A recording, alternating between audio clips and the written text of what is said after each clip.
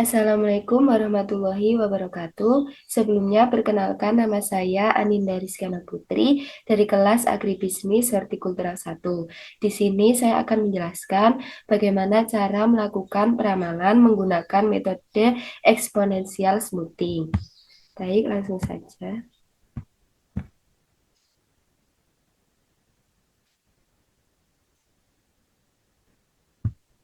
Baik, di sini sudah ada data Y. Data Y merupakan data jumlah produk yang terjual per minggunya. Jadi, minggu ke-7 ada satu produk yang terjual, minggu ke-8 ada dua produk yang terjual, dan seterusnya sampai minggu ke-14. Lalu untuk X di sini yaitu urutan dari minggu ke-7 sampai minggu ke-14, mulai dari nomor 1 sampai dengan nomor 8. Lalu di sini ada alfa. Alfa yang kita gunakan yaitu 0,2 dan satu min alfanya adalah 0,8. Di sini kita akan mencari Y2, MAD atau mean absolute deviation, MSE atau mean square error, dan MAPE atau mean absolute percentage error. Untuk mencari Y kuadrat atau peramalan menggunakan metode exponential smoothing, langkah yang pertama dilakukan adalah yang pertama kita ke page data terlebih dahulu di sini. Kita klik page data, selanjutnya kita klik data analisis yang berada di pojok kanan atas. Baik, lalu akan muncul menu seperti ini. Kita pilih exponential smoothing. Jika sudah dipilih, kita klik OK. Selanjutnya, untuk setelah muncul seperti ini, untuk input range-nya di sini kita isi dengan data jumlah produk yang terjual dari minggu ke-7 sampai minggu ke-14 atau data Y-nya. Di sini kita tarik sampai minggu ke-14. Lalu untuk dumping vektornya kita isi dengan satu min alfanya atau 0,8. Lalu untuk output range-nya di sini kita isi di mana kita akan meletakkan hasil dari exponential smoothing-nya. Jadi kita letakkan di Y2, kita tarik sampai minggu ke-14. Jika semuanya sudah terisi, kita klik OK. Lalu akan muncul data seperti ini. Kan ini minggu ke-15-nya belum ada, kita tinggal tarik saja ke bawah. Maka secara otomatis akan muncul data peramalan minggu ke-15 sebesar 1,94. Selanjutnya kita akan mencari MAD atau mean absolute deviation-nya. Rumusnya yaitu sama dengan absolute atau ABS kurung buka data sebenarnya atau Y dikurangi dengan data peramalan atau Y kuadrat kurung tutup. Lalu klik enter. Ini kan yang muncul baru minggu ke-7. Untuk memunculkan sampai minggu ke-14, kita tarik garisnya, kita tarik sampai minggu ke-14.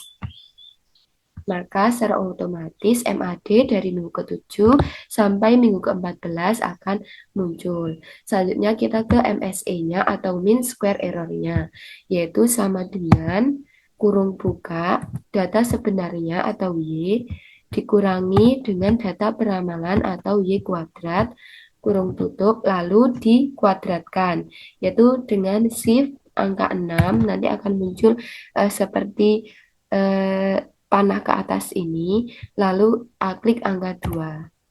Jika sudah, kita klik enter.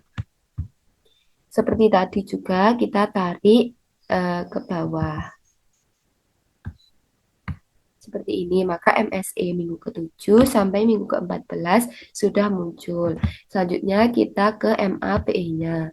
Rumusnya yaitu sama dengan ABS kurung buka data sebenarnya atau Y dikurangi dengan data peramalan atau Y kuadrat kurung tutup dibagi dengan data sebenarnya atau Y.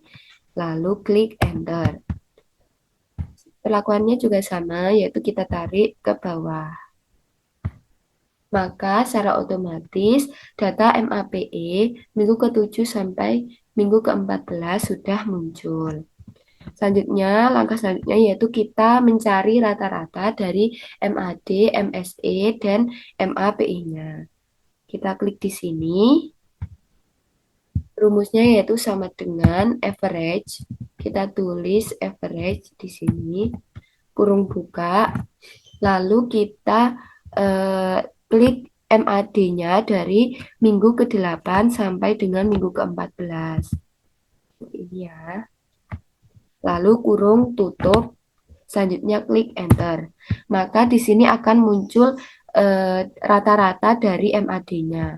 Lalu untuk mencari rata-rata MSE dan MAP-nya, kita cukup tarik garis ke samping saja, seperti ini. Maka secara otomatis sudah muncul MAD, MSE, MAP-nya untuk rata-ratanya.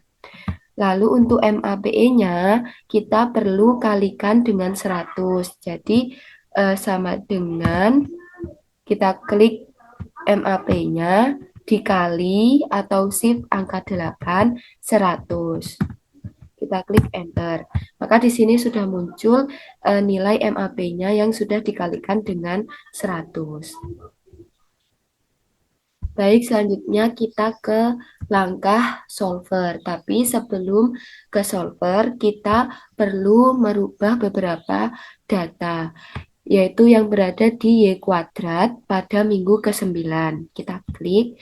Di sini kan ada 0,2 dan 0,8. Untuk 0,2 dan 0,8-nya di sini kita ganti dengan yang berada di alfa dan 1 min alfa yang ada di sini. Yaitu kita hapus atau kita blok seperti ini. Lalu kita klik 0,2 yang berada di kolom alfa ini. Kita klik, maka akan muncul seperti ini. Kita beri tanda dolar supaya tidak bergerak atau tidak berubah. Kita lakukan hal yang sama kepada 0,8 di sini. Di sini kita juga ganti 0,8 dengan kolom yang ada di 1 min alfa. Kita klik seperti tadi, kita juga beri dolar. Jika sudah, kita klik enter. Maka di sini sudah berubah ya, menjadi alfa dan 1 min alfa. Kita lakukan hal yang sama untuk minggu sampai minggu ke-14. Seperti ini. Maka secara otomatis semuanya juga sudah berubah. Jika sudah, kita untuk minggu ke-15 juga kita lakukan. Ini seperti ini. Nah, sudah. Jadi ini semuanya sudah berubah dari minggu ke-9 sampai dengan minggu ke-15. Baik, selanjutnya kita ke langkah solver. Untuk menu solver itu berada di bawah data analisis. Di pojok kanan atas ya, kita klik solver. Lalu untuk set objektif di sini, kita isi dengan MAP yang sudah kita kalikan dengan 100. Lalu untuk ini diganti dengan minimal ya. Dan untuk by changing variable cell, di sini diisi dengan alpha atau 0,2, kita klik. Lalu untuk subject to the constraint, kita isi dengan klik add. Lalu di sini kita isi dengan alpha 0,2 dan 1. Untuk constraint-nya kita isi dengan 1. Jadi, untuk add constraint-nya itu lebih dari 0 dan tidak lebih dari 1. Kita klik OK. Jika sudah semuanya langsung kita solve. Oke. Maka di sini alfanya berubah dari yang 0,2 menjadi 0,25. Jadi di sini merupakan alfa terbaik dari exponential smoothing dengan error terkecil. Mungkin itu saja dari saya, kurang lebihnya saya mohon maaf. Sekian, terima kasih. Wassalamualaikum warahmatullahi wabarakatuh.